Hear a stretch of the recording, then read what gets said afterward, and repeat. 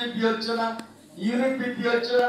তাইলে আমি যে 90 ঘন্টায় এখানে অনেক বাইরে দেখা গেল যে ইউনিয়ন সেক্রেটারি আমি 100 উপরে আপনার সমাধান করা আছে, কিন্তু এই সময়ের সাথে আপনার দেখা গেল সফরের মিল নেই।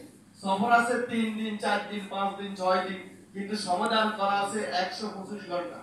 তাহলে বাকি সময়টা আপনার কোন কাজে ব্যবহার হয়েছে? আপনার তো মূল কাজ হচ্ছে ইউনিট বৃদ্ধি এবং কর্মী রোপণ বৃদ্ধির কাজটা।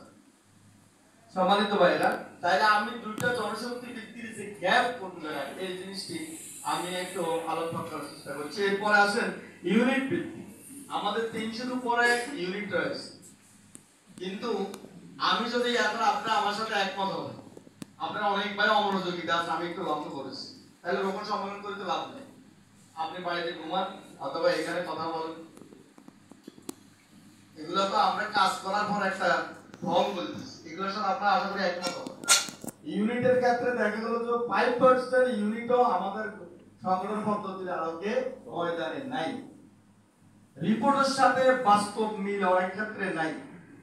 আপনার 4 জন কর্মী, একজন সক্রিয় সভাপতি, রিপোর্ট নেশাব সহ 4টি প্রোগ্রামের আলোকে আপনার 14টা 15টা 19টা 20টা ইউনিটের দেখা কয়টা ইউনিট সচল আছে? তার মানে ইউনিটগুলি সচল নাই এবং ধারাবাহিকভাবে ইউনিট বৃদ্ধি হচ্ছে না। নেওয়ার পিছনে কারণ যেটা আমি মনে করি, ইউনিট ভিত্তিক কর্মী বৈঠকগুলো হচ্ছে।